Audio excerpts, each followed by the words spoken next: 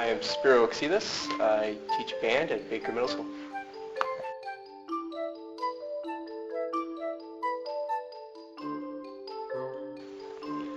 When we got the iPads this year, I was just really trying to explore a way to get the kids to work together on them, collaborate them. I was familiar with GarageBand. I have a Mac at home, but I've never really used it a whole lot. But I do know that the kids kind of knew a little bit about GarageBand. They've seen little videos on TV or commercials with kids playing on their iPads or iPhones and such. So I thought it'd be cool to try it out here. So we checked out the iPads and brought them in and let the kids just kind of explore with them. And it kind of just grew and grew, and the kids, started coming up with ideas and sharing them and modifying them and refining them. And we just, hey, something was coming out of this. So we put it all together and created our iPad Ensemble, and the kids, composed their own piece of music with shared ideas and shared understanding of how music can work together. The basic of a rock band in mind: guitar, bass, drums, and keyboards, and it kind of just molded and grew from there. It helped make connections. The kids have been working hard on their instruments in band for a while, and they learn music, they learn how to read music and notation. The iPads allowed them to kind of bring in their own world into it, sounds that they hear on their own iPad, on their own iPods, or the music that they listen to, styles that they listen to, and bringing in what they know already with what we've been teaching in class. Getting them to work together, share their ideas, and be able to make layers of sound work together as a composition. So it allowed me to reinforce a lot of the stuff that we do in regular band, but take it outside of what they can do on their instruments and allow the technology to kind of kick in into a little higher gear, higher performance idea. My favorite part of the project is the solo. In the middle of the piece, I get to do this little solo for a couple measures where I can just play around with the acoustic guitar, and I play a bunch of notes with the major blues on the major blues scale, and I get to do a whole bunch of stuff. And it's not like I have to. It's not like a real guitar where you have to look and you have to do a whole bunch of stuff at the same time. It's more like, oh, there's a note, I get to play it. My favorite part is that we got to make up our own music and then perform, so it wasn't like we get music and we have to play if we like it or not, but so we got to make it up, and it was pretty cool.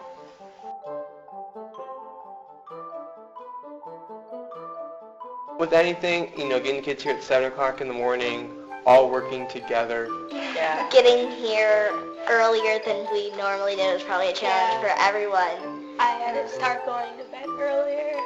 I couldn't wake up at 6 in the morning. Some kids were really familiar with how to use the iPad, some were not. There's so many options with the iPad and different sounds that they can make. It was hard to get them to focus in on just a couple things that they wanted to share and try to explore a little bit more. So in the beginning it was a lot of just more of show and tell. Look what I can do. This cool sound, this cool sound, this cool sound. It took a while for them to be willing to put it together and actually make music out of their their found sounds. I think as a group, coordinating everyone playing at the same time and who to play what was really one of the biggest challenges we faced. Well, at the very beginning of the piece, when we were trying to come up with the different groups, the guitars, which is the section that I'm in, we all kept arguing, and we're just like, no, it has to be these 3 notes, it has to be this rhythm. And then some people were like, no, it has to be this rhythm, it has to be these notes. And so the problem wasn't that we had too less ideas, we had too many and we couldn't agree on one. Yeah, so I think we learned about collaboration and working together with others and how to agree on everything. Yep. They're learning that music goes beyond just the classroom, that some of the ideas that we taught in our classes can be used in the real world, as far as technology. The kids will have access to these kind of music-making devices their whole life. Whether the kids are going to go on and play their saxophone their whole life, that's up in the air, but the technology will always be there where they can compose, they can create, they can collaborate, they can share at any time. And so I think that, assured them that music the stuff that they learn in class can go on beyond the classroom, and that they can continue, making music in any means that they want. It is quite unique. We did search for iPad ensembles out there, and we found a couple of small college groups, 2 or 3 guys or 4 or 5 adults on stage, putting together iPads. But to have this many kids all in sync, working together collaboratively to make this product, which is pretty cool for only working on it for half an hour once a week for 2 months. It's pretty phenomenal. I'm really quite proud of them and what we've been able to accomplish in such a short amount of time.